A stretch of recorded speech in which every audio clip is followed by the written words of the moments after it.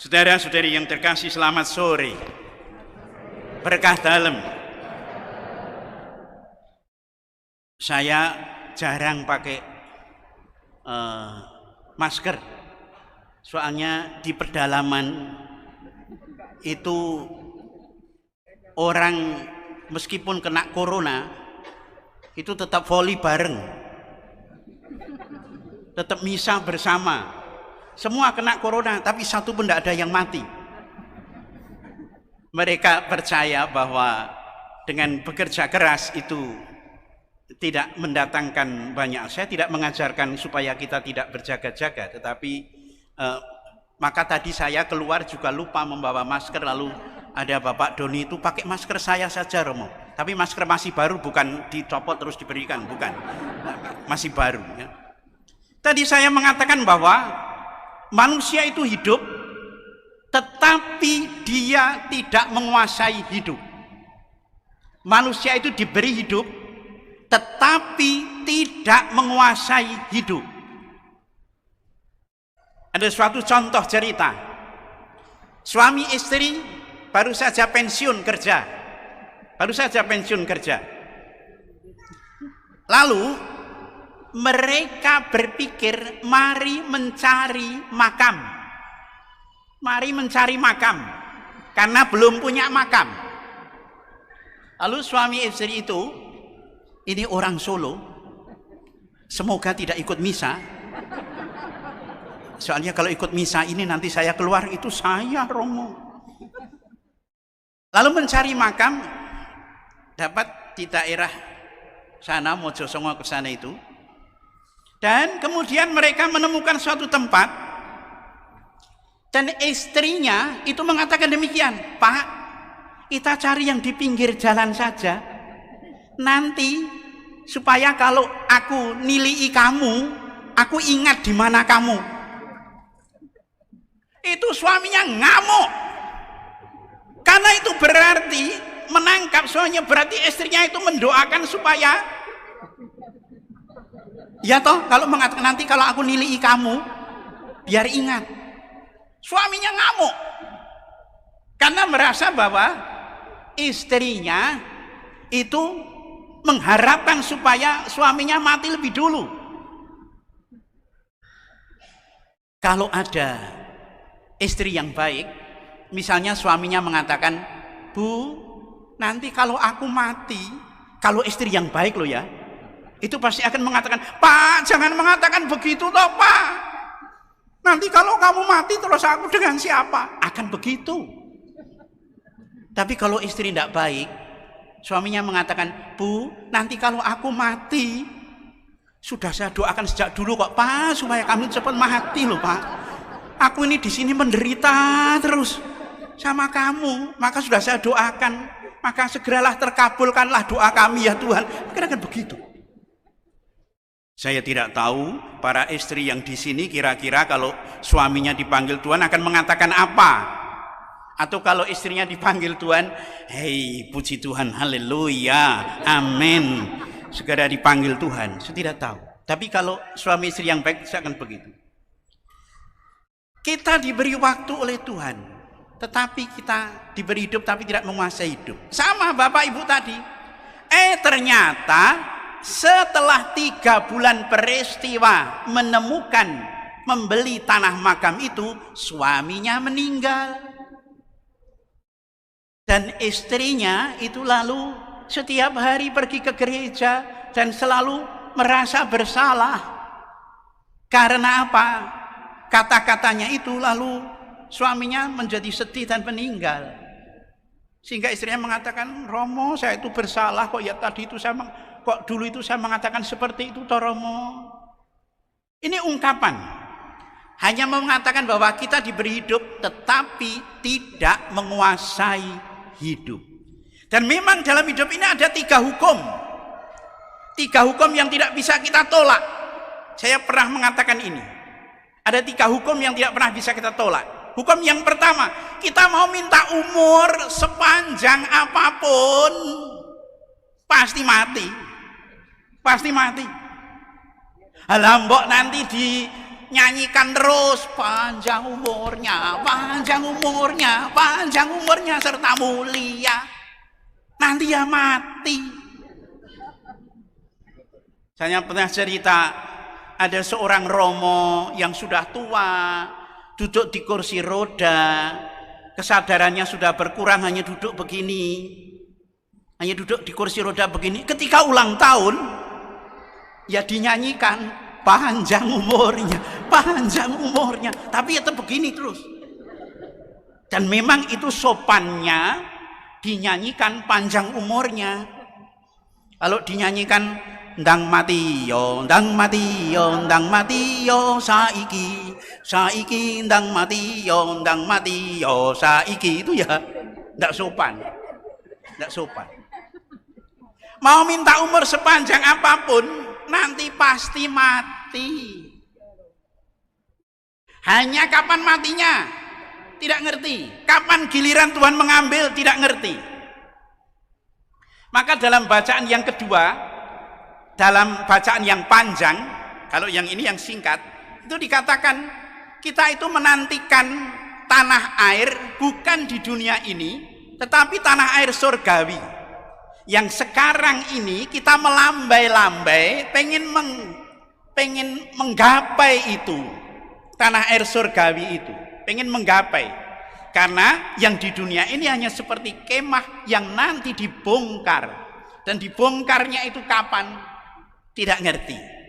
Itu hukum yang pertama. Kita mau meminta umur sepanjang apapun, nanti pasti mati. Maka tidak usah berdoa supaya mati, nanti gilirannya ada sendiri. Ya. Hanya kapan tidak ngerti. Ya. Apakah yang tua-tua akan mengatakan saya sudah dekat? Tidak bisa. Bisa jadi dikasih umur yang sangat panjang. Apakah yang muda-muda mau mengatakan saya masih panjang? Tidak bisa. Karena Tuhan mengendaki seperti dalam bacaan Injil, seperti tuan rumah yang datang dengan tiba-tiba. Dengan tiba-tiba. Itu yang pertama, hukum yang pertama. Kita diberi mau minta umur sepanjang apapun pasti mati. Hukum yang kedua, kita mau menjalin relasi seerat apapun, nanti pasti terpisah, pasti. Kalau bapak ibu nanti ya akan menjadi janda, akan menjadi duda. Kalau saya tetap romo, tidak ada jadi duda romo, itu tidak ada. Nanti akan menjadi janda, jadi duda. Lamanya jadi janda atau duda itu juga tidak ngerti. Di Karanganyar itu pernah terjadi peristiwa, pagi istrinya meninggal, siang suaminya ngantar ke makam, sore suaminya pulang lalu juga meninggal. Mau menjalin relasi seerat apapun pasti nanti terpisah. Pasti terpisah.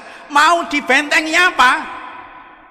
Mau dibentengi dengan gelar-gelar sepanjang apapun tidak bisa.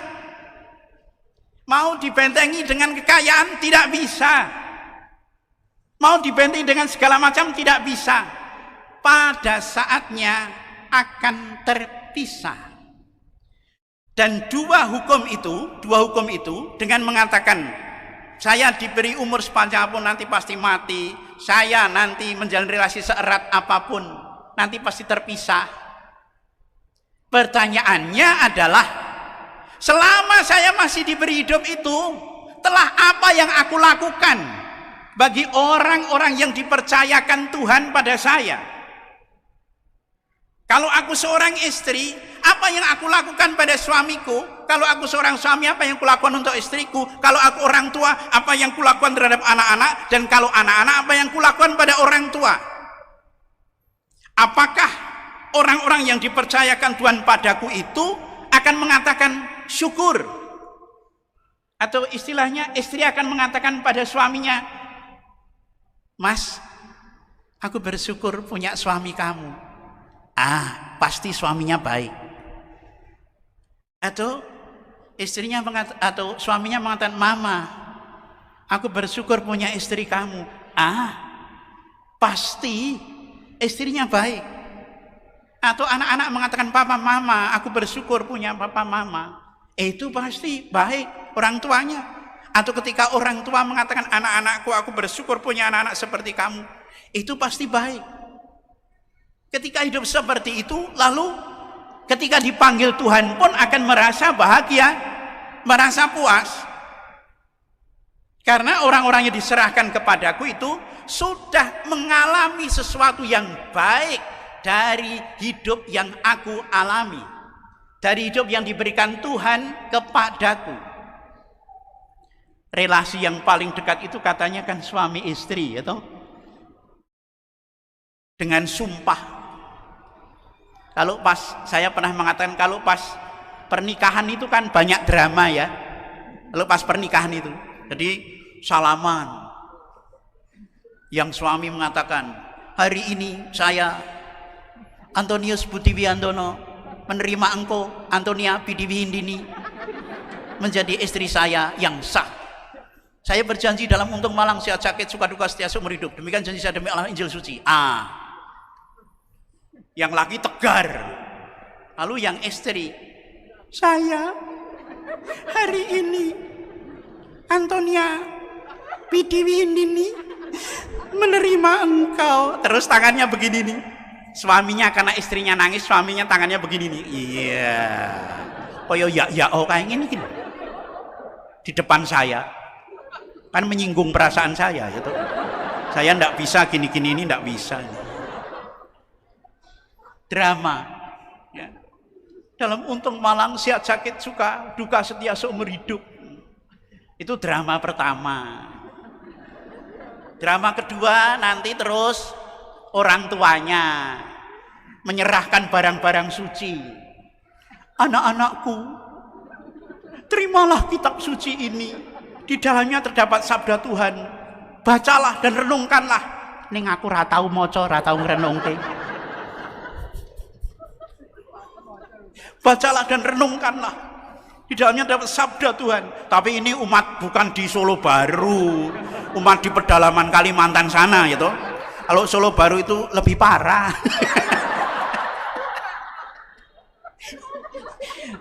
Ditanya kitab sucinya di mana? Cari bingung di rumah itu. Nanti setelah seperti itu diberikan anak mantunya, disimpan oleh anak mantunya, ya tidak pernah dibaca. Dan suatu ketika orang tuanya meninggal, anak-anaknya ya bingung, ribut. Ini bapak meninggal. Ayo disangoni apa? Disangoni kitab suci. Kitab suci mana? Yang dulu diberikan pada kita. Disangokke itu dipeti. Sampai kemudian bapaknya bawa kitab suci ketika meninggal. Ketemu Tuhan. Mau naik ke surga. Tanya Tuhan Yesus, bawa apa itu kamu? Kitab suci Tuhan. Coba bawa. Oh iya, ya kamu baca. Enggak Tuhan. Kamu Katolik? Oh iya Katolik Tuhan. Betul, iya. Enggak pernah baca kitab suci.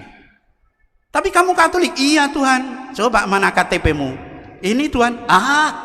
Betul ya, Katolik kau.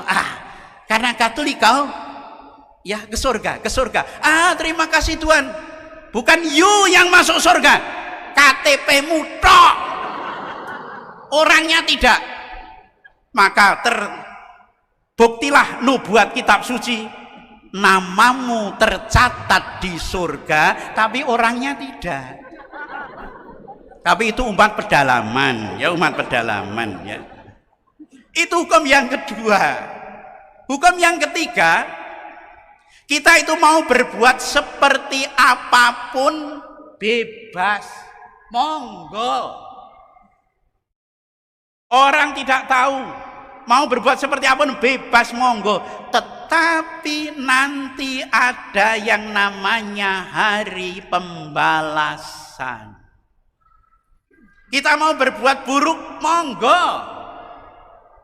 Orang tidak ngerti, entah yang ditipu itu entah istrinya, suaminya, atau keluarganya, monggo. Tetapi mata Tuhan seperti CCTV yang dimana-mana Tuhan tahu. Dan Tuhan meminta pertanggungjawaban. beban dari apa yang kita lakukan. Maka nanti Tuhan muter TV kita itu diputer filmmu loh. Kamu ning gereja muni haleluya puji Tuhan, tapi kamu di rumah maki-maki suamimu, maki-maki istrimu. Ini loh filmmu. CCTV ku tak setel. Maka ketika hukum itu, kita mau minta umur sepanjang apapun pasti mati. Kita mau menjalin relasi seerat apapun pasti terpisah. Dan kita mau berbuat seperti apapun, monggo, tetapi ada suatu pembalasan. Tuhan sungguh memperingatkan kepada kita supaya kita selalu berbuat baik. Maka Tuhan tidak pernah memberitahu. Jadi dalam hidup ini, ketika kita lahir, kita diberitahu. Kamu lahir tanggal sekian, tahun sekian, diberitahu. Ketika panjenengan menikah, panjenengan tahu kapan menikah. Lalu ada yang mengingat, ada yang tidak. Ya, ada yang mengingat, ada yang tidak. Ketika menikah, tahu. Tetapi ketika nanti kita meninggal, juga tidak tahu kapan. Tidak tahu kapan. Tidak pernah diberitahu. Apakah 1 minggu lagi? Apakah 40 hari lagi? Apakah 50 hari lagi? Tidak tahu.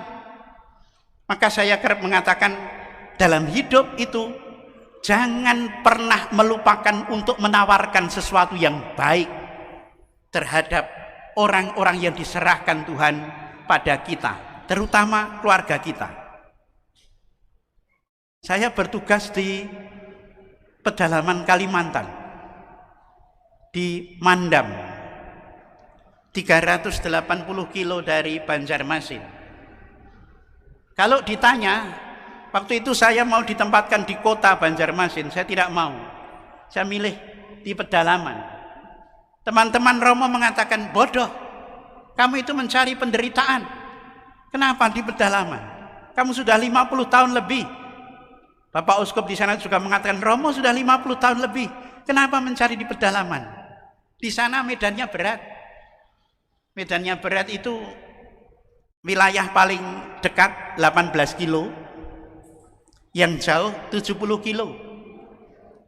Dan rentang wilayah saya itu, kalau di rentang itu 110 kilo. Ya, 110 kilo. Itu wilayah yang saya layani. Dan tidak seperti di sini. Kalau saya mau misa di lingkungan Asisi saja, mungkin dari sini tidak sampai ya 1 kilonan. Nanti umat sudah nelpon, Romo, nanti misa dijemput jam berapa? Di sana datang 48 kilo, pernah yang 70 kilo, sudah hujan deras, terjatuh, sampai di tempat pelayanan yang datang 5 orang. 5 orang. Atau yang 48 kilo, 52 kilo datang, kemudian salah satu umat mengatakan, tidak ada misa Romo, umatnya jaga monyet. Betul, jaga monyet. Karena di sana kalau nanam jagung, begitu nanam, nanti sampai 4 bulan itu harus dijaga siang malam, siang sampai sore. Kalau tidak habis dimakan monyet.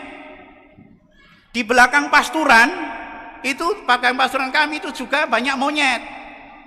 Itu suka mencuri. Maka saya kalau mau menjemur pakaian itu juga hati-hati. Jangan sampai nanti ada monyet mencuri celana dalam saya terus dipakai. Lalu umat mengatakan, Romo Budi kok berjalan-jalan di itu pastoral di sana. Saya sering mengatakan kepada umat di sana, saya bisa hidup di pedalaman ini karena ibu saya. Loh, karena ibuku adalah umat Solo dan umat Semarang. Umat Solo dan umat Semarang yang banyak membiayai hidup saya di pedalaman itu umat Solo dan umat Semarang. Maka kalau saya datang ke Semarang atau ke Solo itu saya datang pada ibu. Karena kalau tidak ada umat Solo, umat Semarang itu tidak bisa hidup. Bagaimana bisa hidup di sana itu? Kalau kolekte itu 7.000 sampai paling banyak 250.000. Saya masak sendiri, belanja sendiri, ya, ngepel gereja ya sendiri. Kadang ada umat yang ikut, setrika baju pakaian sendiri. Kalau pertemuan ketua-ketua lingkungan juga sediakan snack sendiri. Kalau misalnya Romo ke sana itu, Romo itu seperti di Jawa itu, wah enak sekali. Di Jawa itu kan, banyak sekali tawaran. Kalau di sana sama sekali tidak ada. Ya. Kalau ulang tahun di Jawa itu, waduh, Romo-romo yang di Semarang pamerkan tumpeng-tumpeng, aduh. Di sana, apalagi tumpeng. Diingat saja tidak, ya diingat saja tidak. Karena memang tidak ada kebiasaan seperti itu. Di sana juga harus mendidik umat. Anak-anak yang di pedalaman itu yang namanya ke kota juga tidak pernah. Mereka saya bawa ke kota, bawa mobil. Ketika mobil berhenti di traffic light di Bangjo itu ya, mereka katakan mobilnya lelah kah? Enggak, ini lampu merah itu harus berhenti. Kenapa harus berhenti? Ketika saya ajak beli sepatu menjelang sekolah, ayo beli sepatu. Sana masuk ke toko itu, cari ukuranmu, ukuran kakimu itu. Mereka puter-puter. Enggak. Setelah itu datang, Romo, enggak ada itu ukuran kakiku. Loh, itu sepatunya itu. Mereka melihatkan kakinya begini. Melihatkan kakinya begini, enggak ada ukurannya. Loh, bukan kakimu, sepatunya. Sepatunya itu yang ada nomornya, bukan kakimu. Nek kakimu ki belaken, rang. Tapi itu terjadi di pedalaman. Dan kalau ditanya, Romo Budi, Romo kerasan di sana atau tidak? Tahun ini saya mau ditarik sebenarnya ke Kuspan. Tapi saya mengatakan tidak, saya tetap akan di sana dulu. Karena di sana banyak membutuhkan pertolongan, banyak membutuhkan segala macam hal yang dapat membantu supaya umat itu berkembang dengan baik. Maka saya terima kasih sekali pada umat Solo yang dengan segala macam hal saya katakan menjadi ibu bagi saya, tetapi juga bagi gereja di Kalimantan, sehingga gereja di Kalimantan dapat membangun banyak hal oleh karena ibu yang ada di Solo dan ibu yang ada di Semarang. Terima kasih sekali lagi kepada seluruh umat.